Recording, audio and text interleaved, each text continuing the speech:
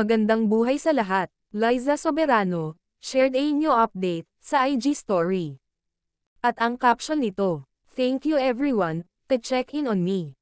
I'm not in Los Angeles at the moment, but I'm okay. But my heart goes out to all my friends in LA. Praying for everyone's safety. Keep safe Hopi, kung saan ka man ngayon." Mukhang may gyera sa pinuntahan ngayon ni Liza Soberano, base ito sa kanyang shared photo at caption. Samantala, umugang muli ang balitang hiwalayan ni Liza Soberano at Enrique Hill. Dahil nirepost muli ng pep.ph ang hiwalayang isyu ni Liza at Enrique noong 2022 pa daw.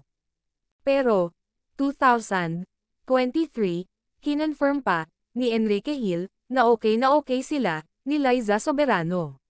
Nag-uusap at nag-update sila sa isa't isa. At ganon din, sina EJ Nacion, na best friend ng Lizken, at iba pa nilang mga close friends. Hiling tuloy ng marami na magsalita na lang sana sina Liza Soberano at Enrique Hill kung ano ba ang talaga ang estado nila. Pero ang ibang mga fans ay patuloy pa din na naniniwala. Dahil naka-follow pa naman sina Andy at Ken kay Liza Soberano, at ganon din si Liza Soberano, naka-follow pa naman din sa Hill siblings.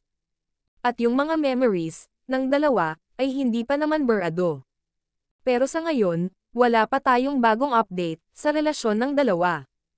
Basta ang solid na Lizken fans, panatag pa din sila, hanggat walang confirmation galing kay Enrique Hill o si Liza Soberano sa isyu ng hiwalayan.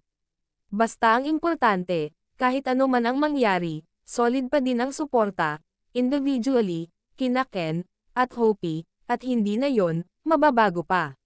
Lalo't si Enrique Hill, super mahal na mahal niya ang kanyang mga fans. At never ito nagbago, mula noon hanggang ngayon.